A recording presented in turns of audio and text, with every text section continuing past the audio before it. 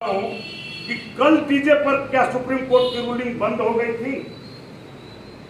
इस तरह से तुष्टीकरण करना, सिर्फ मुसलमानों के बारे में सोचना, ये झारखंड मुक्ति मोर्चा की सरकार नहीं है, ये झारखंड मुस्लिम मोर्चा की सरकार बन चुकी है।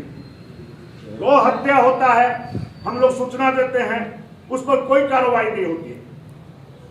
कंकारी में इनकी हिम्मत इतनी बढ़ गई कि राष्ट्रीय झंडा के ऊपर इन्होंने अपना कुरान के हर्फ लिख दिए, अशोक चक्र को हटा दिया।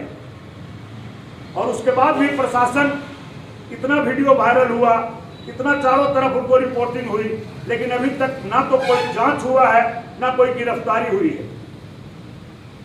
पहले कहा जाता था कि डॉक्टर जो है वो मेढक के सीना चीर के ऑपरेशन करना सीखता है, शेर का नहीं, क्योंकि मेढक कमजोर है। उसी तरह से सरकार को जब कोई भी ऑपरेशन करना होता है तो उसे हिंदू ही दिखाई देते हैं। रामनवमी में डिस्टर्ब करो, दशहरा में डिस्टर्ब करो, हर तरह से परेशान करो, और जब उनका त्योहार आता है तो सरकार तो पलक पौड़े बिछाती ही है, हमारे नेता लोग भी पलक पौड़े बिछा लेते हैं। और हमारे हिंदू भाई मलीदा खाने जरूर पहुंचेंगे, गदका खेलने जरूर पहुंचेंगे। वो एक क्या होता है, मोर का पंख लेकर के ऐसे ऐसे जो महिलाएं तजिया के पास करती हैं, उसमें मुस्लिम महिलाएं के बराबर हिंदू महिलाएं भी होती हैं।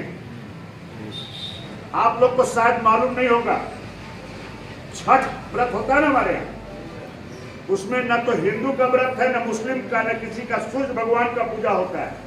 उसका प्रसाद आप किसी मुस्लिम को देकर देखना, नहीं लेगा, लेगा भी तो नहीं खाएगा, फेंक देगा। उसके दिल में आपके धर्म के प्रति कोई श्रद्धा नहीं है। आप जो पीछे जा रहे हो वही कारण है आपकी प्रगति रुकी हुई है। उसको लगता है कि इनको क्या है, इनको तो जैसे चाहो वैसे बचा लो।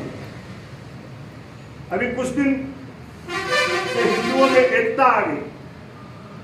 अब इस एकता को देख करके सारे राजनेता परेशान हैं।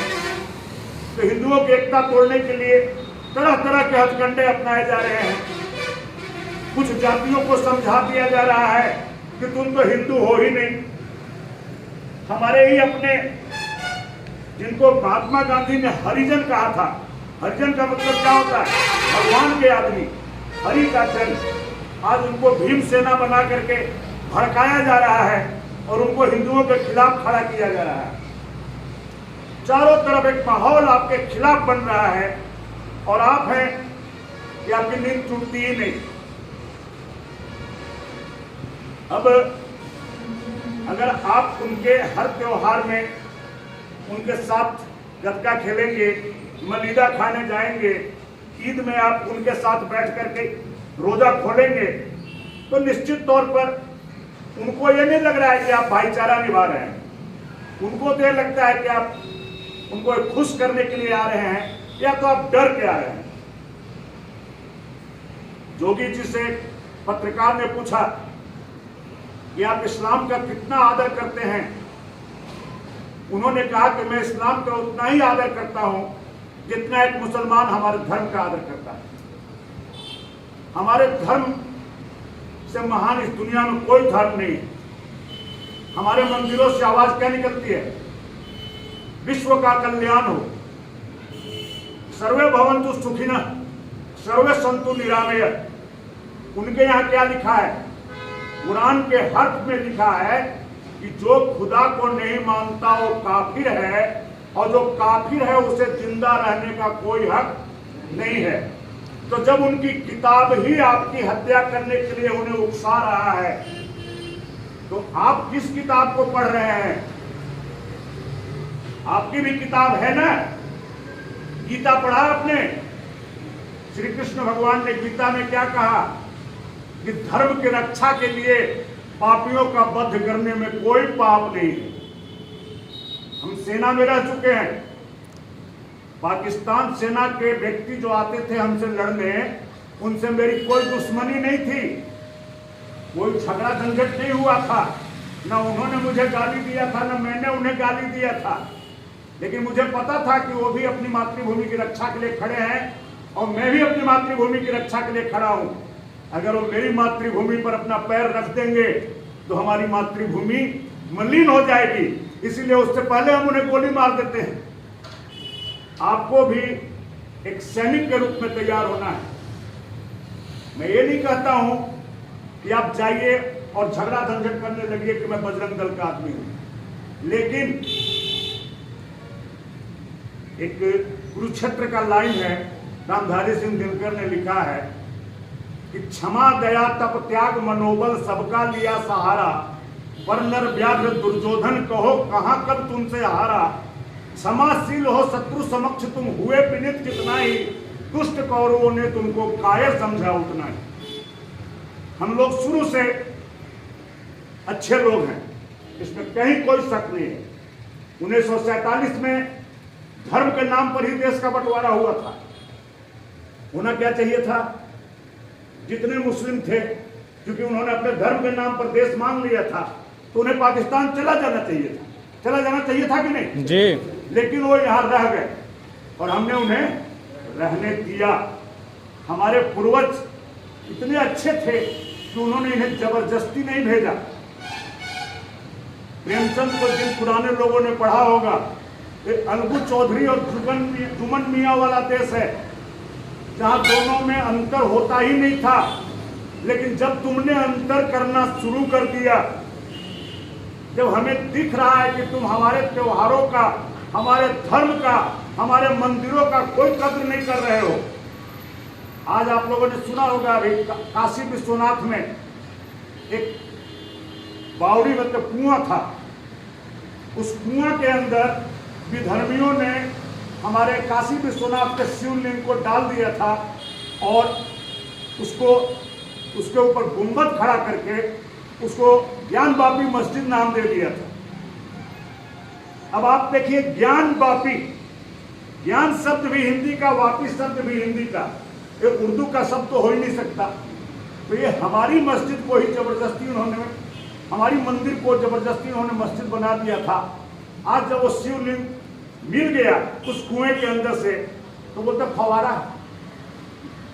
अभी भी उनको इतना शर्म नहीं है कि हमारे आराध्य के शिवलिंग पर जो कुल्ली करते थे, हाथ धोते थे, वजू करते थे, आज भी उसको शिवलिंग नहीं मान रहे हैं। वो बोलते हैं फवारा है।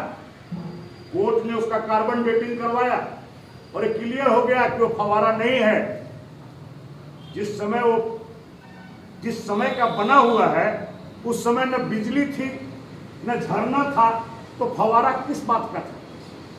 तो कहने का मतलब है कि इन लोग हमेशा हमें डिस्टर्ब कर रहे हैं। ईदगाह मथुरा,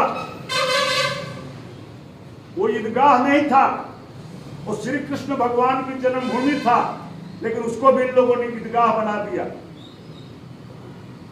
बाबर जब 1526 में इस देश में आया, तो एक साल के अंदर 1527 में ही उसने मीर बाकी को भेज दिया अयोध्या कि जाओ उस मस्जिद बनाओ, उसको मंदिर को गिरा करके। मंदिर को गिराना भी नहीं पड़ा, उनकी शासन थी मुगलों की, उन्होंने गुंबद बना दिया और वो मस्जिद डिक्लेयर कर दिया उसको।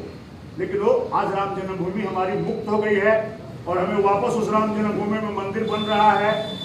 मैं उन सौभाग्यशाली लोगों में से हूँ जिसको 1992 में बाबरी मस्जिद विध्वंस में हाथ लगाने का मौका मिला था और आज निर्माण में भी हाथ लगाने का मौका मिल रहा है।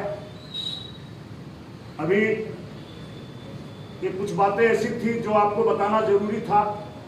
अभी बजरंग दल का एक जो निर्माण हुआ है सतबरवा में, तो आज से ही दिखना चाहिए कि सतबरवा का बजरंग दल एक्टिव हो गया। बजरंग दल को पंचायतों तक पहुंचाइए, गांवों तक पहुंचाइए, विश्व हिंदू परिषद के क्रियाकलापों से लोगों को अवगत करवाइए। हफ्ता में कम से कम एक दिन सत्संग, भजन, कीर्तन, हनुमान चालीसा कुछ भी कीजिए, लेकिन हफ्ता में एक दिन मंदिर जाने का आदत सब में डालिए। मंदिर क्या है? आपका शक्ति उपासना का केंद्र है। आप उनका बनावट देखते हैं, उनका रणनीति देखिएगा। नेशनल हाईवे जितना है उसके अगल बगल के जमीनों पर किसकी कब्जा है? मुसलमानों की, है ना। उसके बाद जब उनका मोहल्ले में आप जाइएगा तो मस्जिद तक जाने के लिए तो चौड़ा रास्ता आपको हर जगह से मिल जाएगा, लेकिन मस्जिद से उनके रिहायशी इलाकों में जाने का रास्ता कभी भी चौड़ा नहीं होगा, हमेशा संकीर्ण होगा। उनके पास ऐसा व्यवस्था है कि उनके संकीर्ण मोहल्ले में आपकी गाड़ियां तो नहीं घुसेंगी, लेकिन उनको जब जरूरत होगा तो लाउड स्पीकर पर मस्जिद से आवाज देकर अपने लोगों को इकट्ठा कर लेंगे। लेकिन हमारे लोगों को तो एक बैठक में आने में भी दिक्कत होती है। इसलिए जब तक आप आदत नहीं डालेंगे सत्संग का, उपासना केंद्र का, जब तक आप इकट्ठा नहीं होंगे, आपस में बातचीत नहीं करेंगे, तब तक कोई काम रूप नहीं ले पाएगा। और एक एक आदमी काम करना होता तो हम भी डाक्टर में बैठ के काम करते होते। हमको क्यों हर प्रखंड में घूमना पड़ रहा है, हर पंचायत में घूमना पड़ रहा है? इसीलिए कि आप लोग के अंदर हिंदुत्व का एहसास हो। आपका ज्यादा समय नहीं लेते हुए कुछ नारे हम लोग जो लगाते हैं आपको हमारे साथ लगाना है। एक ही नारा एक ही नाम, जय श्री राम जय श्री राम। एक ही नारा एक ही नाम, जय श्री राम जय श्री राम। एक ही नारा एक ही नाम, जय श्री राम जय श्री राम। देश का बल बजरंग दल, बजरंग दल बजरंग दल। देश का बल बजरंग दल, बजरंग दल बजरंग दल। देश का बल बजरंग दल, बजरंग दल बजरंग दल। जयकारा वीर बजरंगी महादेव। सबको एक साथ हर हर जयकारा वीर बजरंगी। हर हर महादेव। अभी तो पूरा सतबरवा को नहीं सुनाएंगे यार, बुढ़ा आदमी में बोल रहा हूँ, मेरे से ऊंचा आवाज करो आप लोग।